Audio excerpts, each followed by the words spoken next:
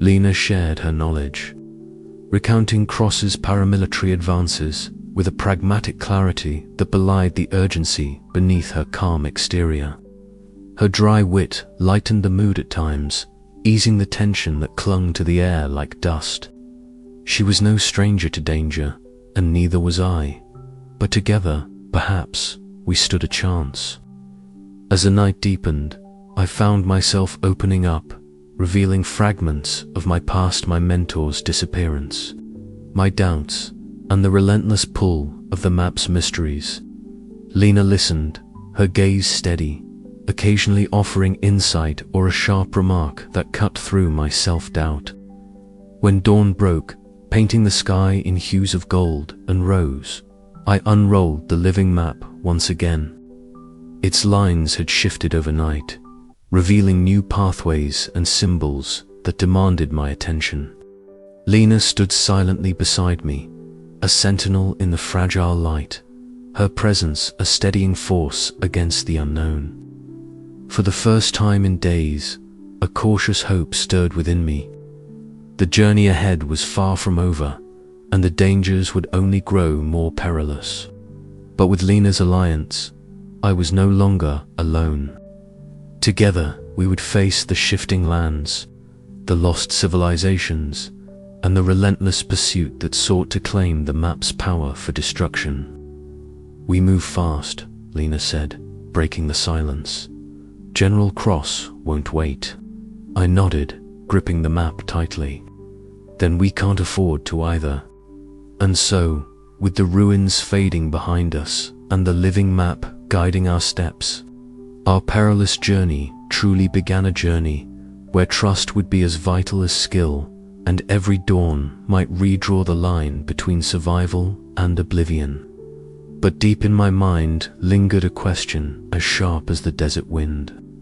Could I fully trust this unexpected ally, or was the greatest danger still hidden in the shadows? The map awaited, alive and ever-changing, and so did the future, uncertain, shifting, and filled with endless pursuit. The air was thick with the scent of old parchment and the faint, musky odor of earth that clung to the relics spread out before us. Professor Harun Malik, with his graying beard and spectacles perched precariously on the bridge of his nose, was already deep into his work, his leather satchel lying open beside him, overflowing with notes, scrolls, and faded maps that looked as ancient as the myths he so loved. I watched him closely, my fingers absently tracing the edges of the living map that lay on the wooden table. It was as if the map itself pulsed with life, its surface subtly shifting in the dying light, the lines redrawing themselves with a slow, hypnotic grace. Lena stood silently near the entrance, her sharp eyes scanning every shadow beyond the tent's thin walls. Her presence a steady reminder of the danger we faced. "You see," Malik began, his voice low but fervent, "these symbols you've uncovered here, they are more than mere markings. They are echoes of a story long forgotten, a myth intertwined with the very fabric of this land." I furrowed my brow, skepticism prickling at the edges of my mind. "A myth," I repeated, "but myths are stories, not facts. How do you propose we treat this map as anything more than an elaborate puzzle?" Malik chuckled softly, a sound like dry leaves rustling. "Ah, but that is where you and I differ, Elias. My friend, the boundaries between myth and reality have always been porous. Sometimes, the oldest stories carry the deepest truths, concealed beneath layers of time and belief." He leaned forward, his fingers dancing across the map's surface as it shimmered faintly. The symbols, curved lines, spirals, and angular figures seemed to rearrange themselves beneath his touch, as if responding to his knowledge. "This sequence here," he said, tracing a path with a trembling hand, "corresponds to the legend of the Dawn's Cradle, a place said to be the origin of the world's creation." Lena shifted, her gaze narrowing. And you believe this map leads there? More than belief, Malik replied earnestly. I am convinced. The map's transformations are not arbitrary. They reflect an ancient language, one that speaks of shifting lands and lost civilizations. It is a living testament to the cyclical nature of existence. I inhaled deeply, feeling the weight of his words settle over me. My scientific training urged caution, demanded proof, but the map beneath my fingertips whispered of mysteries beyond measurement. How do you decipher these symbols? I asked, leaning in closer. Malik smiled, a mixture of pride and exhaustion. Years of study, countless nights poring over ancient texts, and a willingness to see beyond the obvious. Each symbol is a fragment of a larger narrative, a key to unlocking secrets buried beneath time's relentless march. As the evening deepened, Malik and I worked side by side, cross-referencing his notes with the map's latest dawn-transformed design. Lena joined in, her practical mind helping us piece together the puzzle, weaving strategy with scholarship. Outside, the world seemed to hold its breath. The distant calls of nocturnal creatures echoed softly, punctuated by the rustle of shifting sands. The map's glow intensified as dawn approached, casting ethereal shadows that danced along the tent's canvas walls. Then, as the first light broke, Malik's finger traced a complex spiral that had not been visible the day before. Here, he whispered, the spiral represents the convergence of the physical and the metaphysical, the point where history, myth, and reality intertwine. This is the map's heart. A shiver ran down my spine, equal parts awe and apprehension. The living map was no mere artifact. It was a bridge to something profound and unfathomable. And with this revelation came the undeniable truth that our journey was far from over, it had only just begun. We must proceed with utmost care, I said quietly, meeting Lena's steady gaze. The map's secrets could change everything, and attract dangers we cannot yet imagine. Malik nodded solemnly. Indeed, but knowledge, once glimpsed, cannot be unseen. We are bound now by history and fate to follow where it leads. Outside, the shadows lengthened as the new day dawned, and the map, ever shifting, beckoned us onward into the heart of mystery and the unknown. It was a low hum at first, an uneasy ripple in the air, the faintest crack of a twig under heavy boot, a shadow slipping between the trees. But then the first bullet tore through the undergrowth, a sharp report that shattered the fragile calm and sent Ilias's heart hammering against his ribs. Move, Lena hissed, her voice cutting through the cacophony like a blade. She was already ahead, swift and precise, blocking a mercenary's charge with the butt of her rifle before twisting him to the ground. The metallic clang of her knife flashing was a brief punctuation in the chaos. Elias scrambled after her, gripping the ancient map tighter as if it were a talisman against the storm. Captain Rourke was no amateur. Elias knew the cold calculation behind the ambush. The mercenary lieutenant had studied their patterns, anticipated their moves, and chosen this moment to strike. The forest, with its shifting shadows and tangled roots, had been their refuge, but now it was a trap closing in fast. Professor Malik stumbled beside Elias, clutching his satchel as he gasped for breath. The map, it's changing again, he panted, eyes darting to the parchment that now writhed with new symbols and paths. Something's different. There's a hidden route through the ravine, but it's perilous. Elias barely had time to register the words before a volley of gunfire erupted from the tree line, splintering branches and sending birds scattering into the grey sky. They ducked instinctively, Lena pulling Elias behind a fallen log. We can't hold here, Elias whispered, sweat mingling with dirt on his brow. We need to move now. The group surged forward, slipping through the thick underbrush with desperate speed.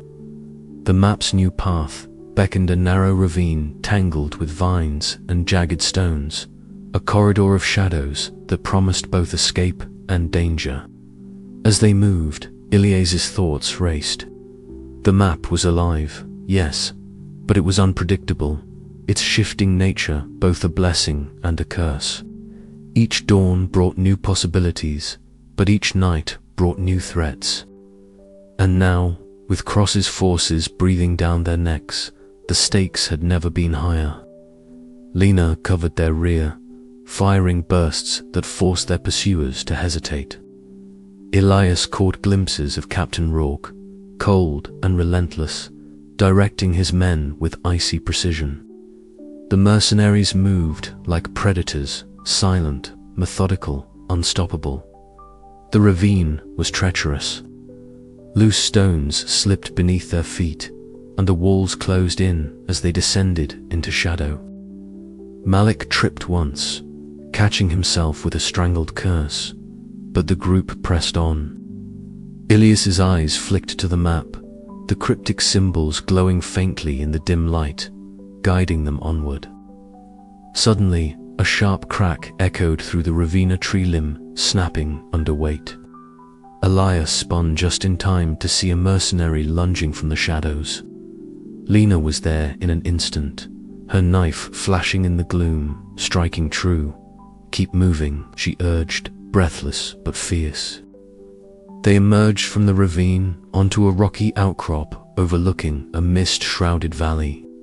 For a moment, the world seemed to hold its breath. Then the mercenaries appeared at the ravine's mouth, their dark silhouettes stark against the dawn. Elias's chest tightened. They were not safe yet. "We need to find cover," he said, scanning the terrain. And fast. The group moved toward a cluster of ancient ruins, half swallowed by vines and time. Malik's eyes lit up with reluctant excitement. These stones, they might offer concealment, and perhaps more clues.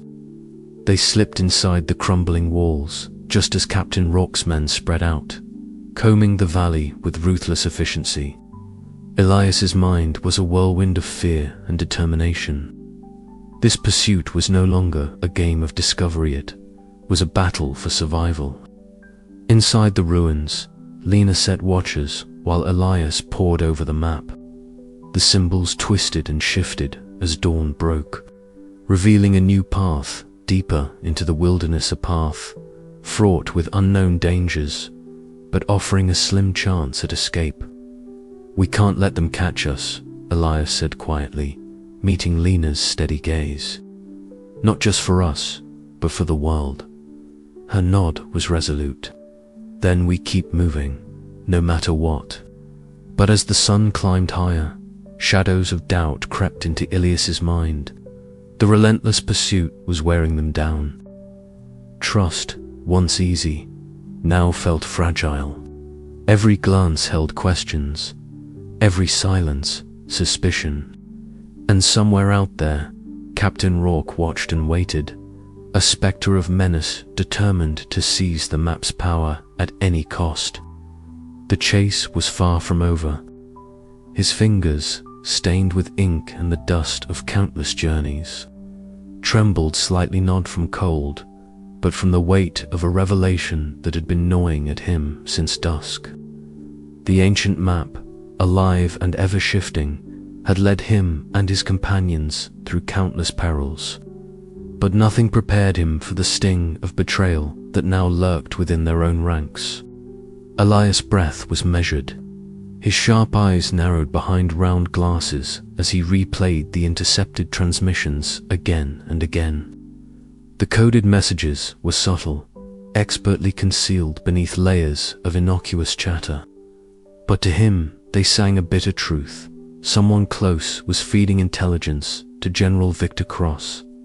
The man who sought to harness the map's power for domination had a spy, a mole, right in their midst.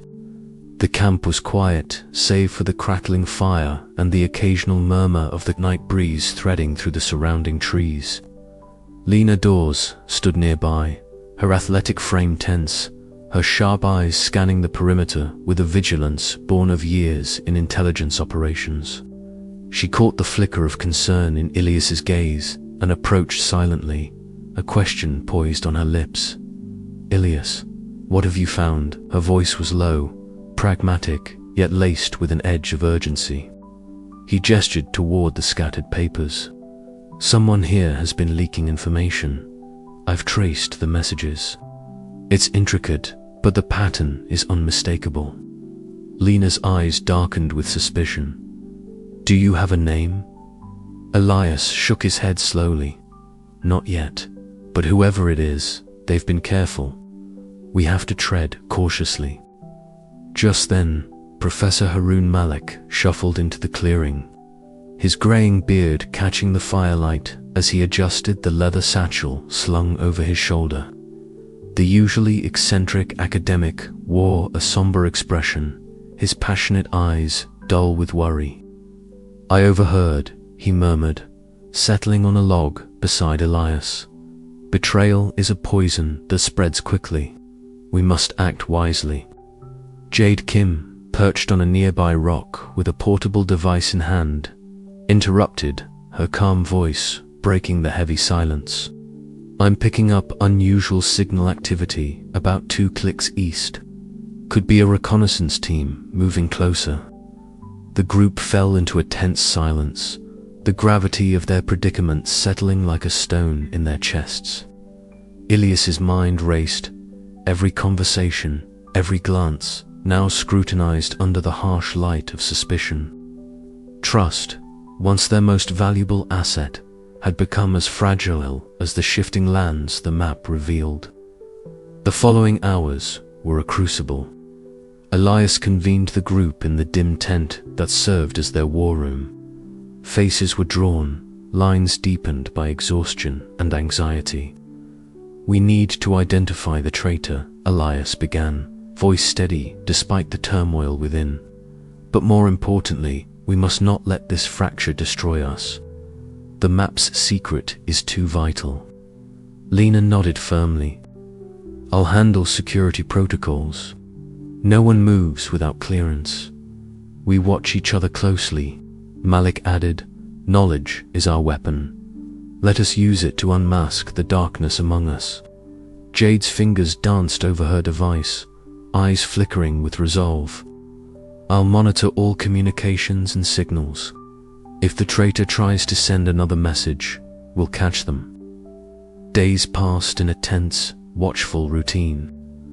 The group's unity was tested as subtle accusations and wary glances threatened to unravel their fragile trust. Elias found himself retreating inward, his introspective nature wrestling with the fear that his judgment might be clouded by paranoia. One evening, as the sun dipped below the horizon, casting the sky in bruised purples and fiery oranges, Lena called a meeting outside the tent. The group gathered beneath the vast expanse of stars, the cool night air thick with anticipation. Lena's voice was steady as she addressed the group. "We have evidence. The traitor has been identified." Gasps and murmurs rippled through the circle. Elias's heart pounded in his chest. "It's someone we trusted," Lena continued. "Someone who's been close to us from the start." Ilias's mind flashed to names, faces, moments. The weight of betrayal settled like a suffocating cloak. The accused stood silently, eyes downcast, the burden of their actions evident. Confrontation was inevitable, raw emotions surfacing beneath the veneer of professionalism. "Why?" Elias demanded, voice cracking with a mixture of anger and disbelief. "Why betray us?" The traitor's reply was a whisper, heavy with regret. "I had no choice. Cross promised safety for my family. I was trapped." The confession sent ripples through the group, compassion mingled with resentment, the lines between right and wrong blurred by circumstance. Elias exhaled slowly, the burden of leadership pressing down. "We all have sacrifices to make," he said quietly. "But now, we must be stronger, for the map, for the truth." As dawn broke, painting the sky in pale gold, the group renewed their commitment. The betrayal had shaken them, but it had not broken them. Elias, standing at the edge of camp, gazed at the ancient map spread before him. It shimmered faintly, redrawing its lines in the new light. A reminder that even in the face of darkness, the journey toward understanding must continue. The question lingered in Elias's mind as the world around him shifted once more. In a landscape where nothing is fixed, who can be trusted? And how far would he go to protect the secrets that could change everything? The hunt for truth was far from over, and the shadows that pursued them were closing in fast. Elias Mercer stirred from a restless sleep, the chill of the night still clinging to his skin despite the fire as dying embers. His fingers brushed against the ancient map, folded carefully beside him. The delicate parchment warm from the night's breath, yet already pulsing faintly with new lines and symbols. Today, they would venture deeper into the maze where history and mystery intertwined. But first, they had to face the labyrinth's most confounding trait, its ceaseless transformation. He rose silently, careful not to disturb the others. Marco Silva was already awake, his dark eyes scanning the labyrinth's outer walls as if memorizing their every crack and crevice for the 100th time. Lena Dawes sat a little apart, sharpening her blade with practiced precision. The steady rasping sound grounding her in the present despite the disquiet that wrapped around them like a shroud. Professor Haroon Malik was poring over his notes, the lines of an obscure ancient language dancing under the flickering firelight. Elias stepped forward, unfolding the map with reverent fingers. The lines that had guided them here were no longer the same. Overnight, the map had redrawn itself, new corridors and chambers appearing where none had been before, old paths erased like footsteps in the sand. The labyrinth was alive, a breathing enigma that challenged their every assumption. "The walls have shifted," Marco muttered, his voice low but tinged with awe. "Look, here, this passage we mapped last night now leads dead-end, but over here a new path appears." Lena's sharp gaze flicked to the horizon. "That means we can't rely on memory or maps alone. We have to move carefully, watch for changes, and trust each other." Elias nodded, feeling the weight of responsibilities settle heavier on his shoulders. This labyrinth is more than stone and mortar. It's a puzzle, a test. We must adapt or be trapped. Together, they began their cautious advance.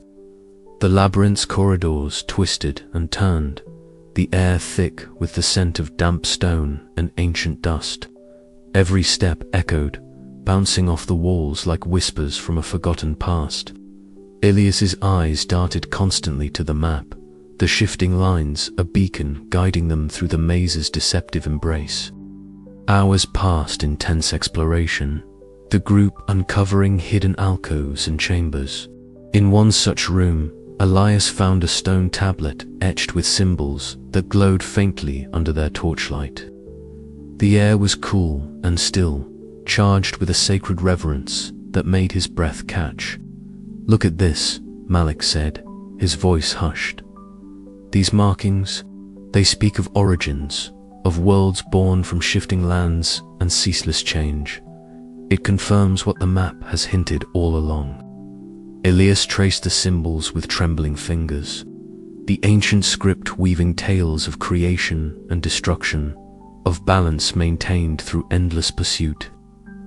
The awe that filled him was tempered by a creeping dread knowledge so powerful was a double-edged sword. As night fell, the labyrinth's nature became even more apparent. The walls groaned and shifted subtly, the maze itself alive and restless. Lena took her post at the perimeter, eyes sharp as the flickering flames of their campfire. The sounds of the labyrinth, the creaks, the distant rumble of moving stones set their nerves on edge. Suddenly, a sharp crack echoed through the darkness. A section of the passage they had just traversed collapsed, dust billowing into the air. Marco's quick reflexes saved them from being caught in the rubble, but the path behind was sealed. "We have to find another way," Elias said, breath ragged but steady. His hand hovered over the glowing map, searching for new routes. The group pressed onward, their determination fueled by the map's guidance and the knowledge that each step brought them closer to the world's mythical origin. Yet the labyrinth's shifting nature was a constant reminder of the peril that awaited at every turn.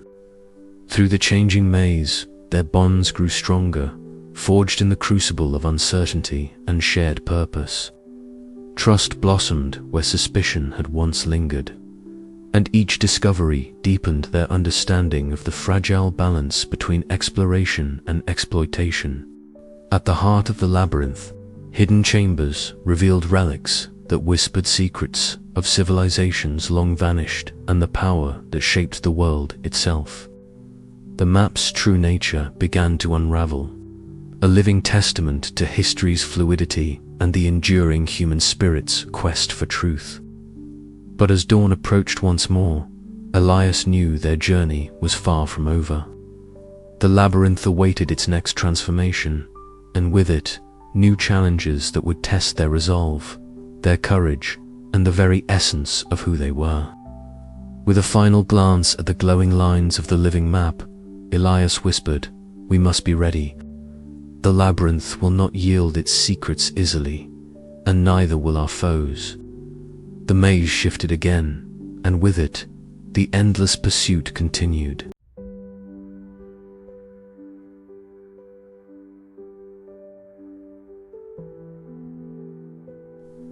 The flickering flame of a solitary lantern cast erratic shadows on the ancient stones around us, lending the scene an otherworldly quality. I sat across from Professor Haroon Malik, the eccentric archaeologist whose passion for myths and lost civilizations was as infectious as it was intense. Tonight, however, the usual spark in his eyes was dimmed by something heavier, a weight of regret and vulnerability I had not seen before. Malik unfolded a worn leather satchel, its surface cracked and softened from years of handling. Carefully, he withdrew a series of fragile sketches and faded photographs, each one a relic of a past